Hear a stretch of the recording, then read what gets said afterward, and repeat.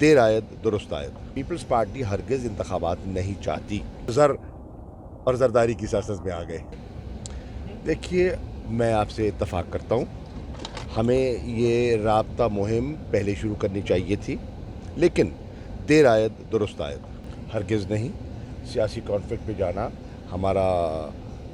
نہ ہمارا ارادہ ہے نہ ہماری سوچ ہے. ہمارا جو آپ دیکھیں ہماری اناؤنسمنٹ, ہمارے روٹ کا پلان ان سے پہلے کا ہے, اور ہم اس کا پہلے اظہار کر چکے تھے اور مسلسل کر رہے ہیں. تو کلیش کرنا ہمارا مقصد نہیں تھا, نہ ہے. رابطہ کرنا ہماری ضرورت بھی ہے اور ہماری سیاست بھی ہے. میں سمجھتا ہوں کہ اسلام آباد وہ جا رہے ہیں, لیکن کنفیوژن ہے ان کی صفوں میں. ان کے اندر دو دھڑے ہیں. ایک دھڑا ہے جو فوری انتخابات کا خواہش مند ہے, اور ایک دھڑا ہے جو انتخابات نہیں چاہتا. پیپلز پارٹی ہرگز انتخابات نہیں چاہتی. دیکھیے پیپلز پارٹی انتخاب آج لے کے کیا حاصل کرے گی. پنجاب میں ان کا جو مقبولیت کا گراف ہے وہ 5% ہے لیٹسٹ سروے کے مطابق. خیبر پختونخوا میں ابھی بلدیاتی الیکشن کا پہلا فیز ہوا ہے. ان کو کتنی سیٹیں ملی ہیں؟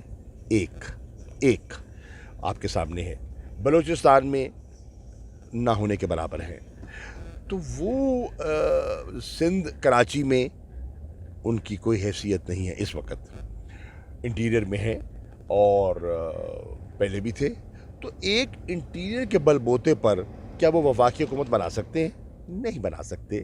یہ طفل تسلیاں ہیں جو بلاول اپنے کارکنوں کو دینا چاہ رہے ہیں. طفل تسلی میں جو پختہ سیاسی کارکن ہے وہ بچہ نہیں ہے. وہ سمجھتا ہے کہ اس سے کچھ حاصل نہیں ہوگا.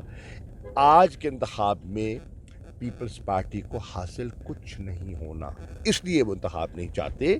انتخاب پہ اصرار کر رہی ہے نون لیگ, لیکن نون لیگ کو بھی وہ بھول جاتے ہیں کہ وہ سندھ میں ان کا وجود نہیں ہے, خیبر پختونخوا میں ان کا وجود نہیں ہے, بلوچستان میں ان کی پوری پارٹی جو ہے ان کا بہت بڑا حصہ چھوڑ کر ایک اور جماعت میں شامل ہو گیا. جی تو انہیں بھی کوئی واضح کوئی صورتحال دکھائی نہیں دے رہی. ہاں یہ سیاسی ضرورت ہے, یہ بیان سیاسی ضرورت ہے. ان لوگوں کو جو ان کے ساتھ کھڑے ہیں ان کو پختہ رکھنے کی ایک ضرورت ہے, اور وہ کر رہے ہیں اس کے تحت. پہلی بات تو یہ ہے کہ نیب کی کارکردگی سے تو بہت سے لوگ ہیں جو سمجھتے ہیں کہ بہتر ہونی چاہیے تھی.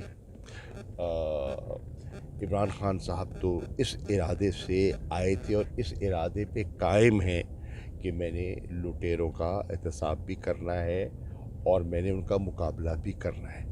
ان کے ارادے میں تو میں کوئی کمی نہیں دیکھ رہا. سسٹم ان کا ساتھ نہیں دے رہا. سسٹم ان کے لیے مشکلات کھڑی کر رہا ہے. کیونکہ دیکھیے جب آوے کا آوا بگڑا ہوا ہو نا, اور کوئی اس میں آ جائے اور اس روش سے ہٹ کے بات کرے, تو سب اس کے خلاف صف آرا ہو جاتے ہیں, گینگ اپ کر جاتے ہیں, جو کہ ہو رہا ہے آپ کے سامنے. گینگ اپ کر گئے ہیں سب. تو اس لیے احتساب کے عمل میں مشکلات آ رہی ہیں. لیکن تحریک انصاف کا اور عمران خان کا یہ موقف ہے کہ حکومت کا فرض ہے, میری پارٹی کی کوشش ہے کہ احتساب آگے ہو, لیکن یہ عوام کو بھی کرنا ہے. جب تک عوام لٹیروں کا احتساب نہیں کرے گی اور کرپٹ لوگوں کو بارہا موقع دے گی, سسٹم درست نہیں ہوگا. حکومت نے اپنا کام کرنا ہے, اداروں نے اپنا کام کرنا ہے, عوام نے اپنی ذمہ داری نبھانی ہے. جب یہ تینوں مل کے چلیں گے تو احتساب کا عمل آگے بڑھے گا. دوسرا, آپ نے افسروں کی بات کی.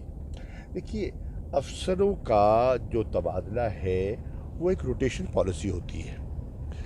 ہم ایک وفاق ہے, اور وفاق کی جو سروس ہے, جو فیڈرل سول سروس ہے, اس کو ان روٹیشن رہنا چاہیے. پنجاب کے افسروں کو سندھ میں, سندھ کے افسروں کو پنجاب میں, خیبر پختونخوا میں سرو کرنا چاہیے. تب جا کے انہیں وفاق کی ضروریات کا, مشکلات کا احساس ہوگا اور وہ ایک بانڈنگ کا کام کریں گے. دیکھیے مشکل فیصلہ ہے اور لوگوں کی مشکل کو سامنے رکھتے ہوئے کیا گیا ہے. हमारी हुकूमत में इस वक्त जो सबसे बड़ा चैलेंज हम फेस कर रहे थे वो चैलेंज था महंगाई का। अपोजिशन का कोई चैलेंज नहीं है, लोग इन पर एतमाद नहीं करते। महंगाई से लोग जो मुतवस्सित तबका है, जो जो गरीब तबका है, वो परेशान था। हमें उसका एहसास है, हम वोटर्स हैं, हम मुंतखब लोग हैं, हमारा आवाम से राब्ता है, हल्कों में जाते हैं तो लोगों से ये तकलीफ़ हम सुनते थे। अब सवाल ये है हम क्या करते। हमें ख़जाना खाली देकर गए,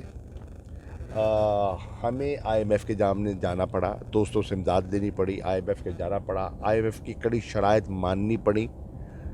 इनके जो मुआहदे थे हुए बिजली के कैपेसिटी पेमेंट के, हमें उनको निभाना पड़ा। ऑयल की जो प्राइसेस चढ़ी, हमें उसका पास ऑन देना पड़ा। इसके बाद हमने सोचा कि हमने बड़ी मेहनत करके, कड़वे फैसले करके मईशत को अपने पाँव पे खड़ा किया है, स्टेबिलिटी हासिल की है, अब रिकवरी की तरफ जा रहे हैं। 5.37% हमारी ग्रोथ हो गई है और इंशाल्लाह बढ़ रही है आगे।